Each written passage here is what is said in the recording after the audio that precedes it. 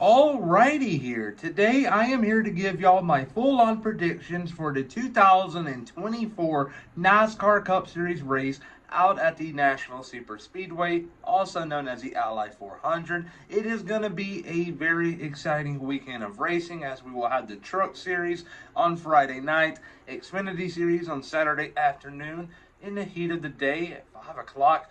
Doesn't make much sense at all. If they were going to push it to late afternoon, why not just make it a night race? And then Sunday at 3:30. It is going to be very exciting, and I am here to give y'all my full-on predictions on I believe things will play out there. And I'm also going to touch up on New Hampshire this past weekend, because we saw tons of things take place, and I want to talk about it. So that's what we got in store for today's video. Hopefully you like it to the point where you like and subscribe. But enough said here, and on to the intro we go.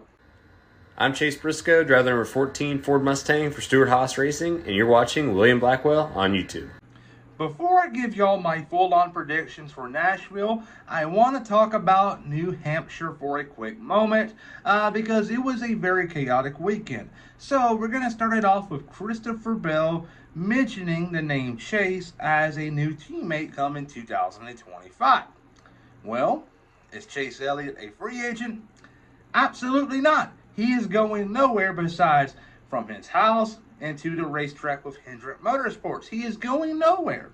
So, who is the other Chase in NASCAR? Well, it is Chase Briscoe. It is the worst kept rumor in recent time, just right beside Josh Berry going to the 4. We all know that Briscoe will be in the 19 car next year. A official announcement will occur sooner rather than later, so keep a close eye on that one, if you will. But Saturday, we didn't really see much action on track. Qualifying was canceled. NASCAR gave the Cup teams a very brief, very short, if you will, practice session. Really didn't learn much at all. And then Sunday rolls around. Not much action on track prior. So this is practically going to be the first time with all these cars around each other. So it's going to take a lot of learning to do. And stage 1 was fairly clean. And at the end, we saw the 14 car fight very hard against the 20 car to stay on the lead lap, and he stayed on the lead lap, and I believe that's what kept him a little less aggressive at the end. Yes, he's going for a win, don't get me wrong, but I believe that made him a little bit more lenient towards the end of the race and not be so aggressive and to dive bomb the 20 into turn 1, because he could have easily done that, but he didn't. And I believe what happened in stage 1 kind of aided Christopher Bell, if you will. But I'll talk about the end though. Because stage 2 went by, we figured out that weather was going to be a factor. We knew heading into today, I'm filming this on a Sunday, that weather was going to be a factor one way or another.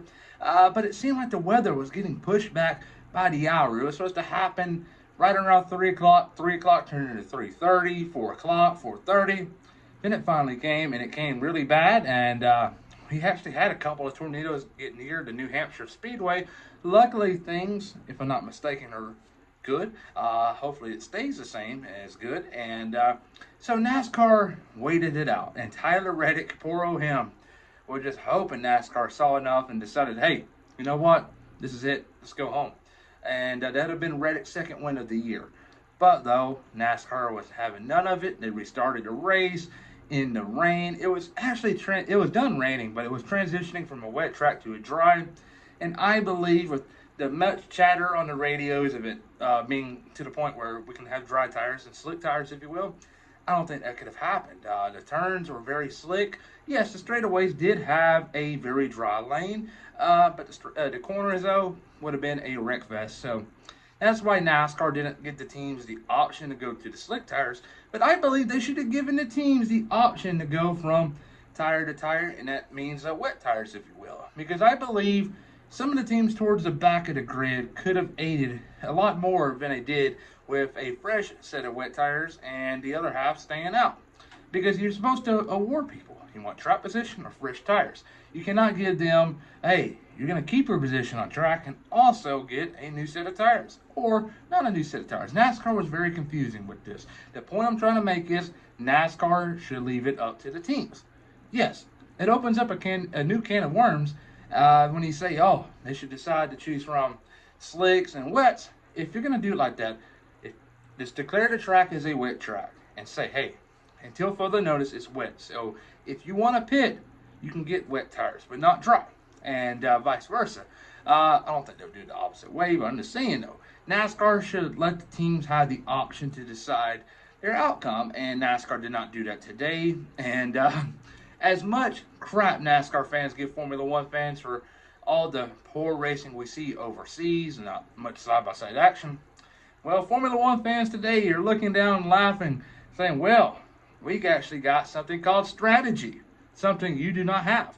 And strategy could have been very exciting and could have made a race much more exciting, if you will, because the race was already good and it could have made it 10 times more interesting. So, not a good look, NASCAR. Why? Why? But towards the end, though, we saw wreck after wreck, and Noah Gragson caused the big one, ran out of talent. Yes, I'm saying that. He went down to the paint, but drivers were racing in the paint the entire second half of the race when they restarted. So I'm not giving him no excuses. I'm not pulling out the sympathy card. People were doing that, and he just happened to lose it. He ran out of talent, caused a big one, wrecked Bubba Wallace, and it's just making the points battle much more interesting because Bubba Wallace had a bad day, Logano had a bad day, Kyle Busch had a bad day, Chase Briscoe, Josh Berry, Todd Gilliland, and I guess you could say Michael McDowell had all good days. And they're making ground slowly but surely, but they're still ways behind. And Logano currently sits in 16th place in the point standings. I think it's 13 to the good. But though we had a late race restart, Chase Briscoe and Christopher Bell in the front row. And like I was saying earlier, Chase Briscoe could have been ruthless into turn one and just stuck it out and see what happened. But he was a little lenient. He did not want to wreck the 20 car completely and put his car on a record. But he did race him clean, and I believe that all has to play with what happened at the end of stage one. Because I believe Christopher Bell could have easily gotten by the 14 car, but he didn't. He was a little lenient, and I believe that's what kept Briscoe towards the end of the race a little more lenient to the 20 car. And that's how I believe things out, but what do you think about that? Comment down below. But enough said here, and on to Nashville. Well, this is going to be an epic weekend of racing because NASCAR is going out to the best track on the calendar. I am joking. It is my home track, though. I did want to mention it. But, though, Sunday afternoon, business as usual for the NASCAR Cup Series in the Ally 400. Points are going to be very crucial, and I'm talking about stage points because there's only so many given out, and not everybody gets them. And if you're on the bubble, like, let's say, Chase Briscoe, Kyle Busch, Bubba Wallace, and Joey Logano, and everyone else, in my opinion, like Josh Berry and beyond, have to win to make it in. I'm not too certain if Briscoe can still point his way in, nor Kyle Busch. I believe it's going to take a win at the end of the day, but for right now, though, you got to maximize your point intake, and they're going to go after that. But the driver that's going to go to victory lane this Sunday will be the 12 car of Ryan Blaney. He had a lot of momentum built up after winning Iowa. Goes into New Hampshire very quick. Was taken out towards the end of the race by the 34 car of Michael McDowell, who got extremely aggressive. And he was just an innocent bystander, Ryan Blaney was. So he could have had a good result there. And now he's going to get his momentum straightened back out again after he had some of it built up from Iowa. And will win Nashville. Second place, though, it will be the 24 car of William Byron. And William Byron, since Martinsville, has lost his identity, in my opinion. He hasn't been as competitive as I would have hoped for. Because William Byron, remember, folks, he won the Daytona 500 at the beginning of the year, won the Circuit of Americas in Austin, Texas, and won Martinsville. And those three races right there, yes, you can look at them in a way like I do. Yes, those do have like a little cupcake results here and there. Daytona, anything can happen. A road course is a road course. If you're good at them, you're going to succeed. If you suck at them, you're going to suck.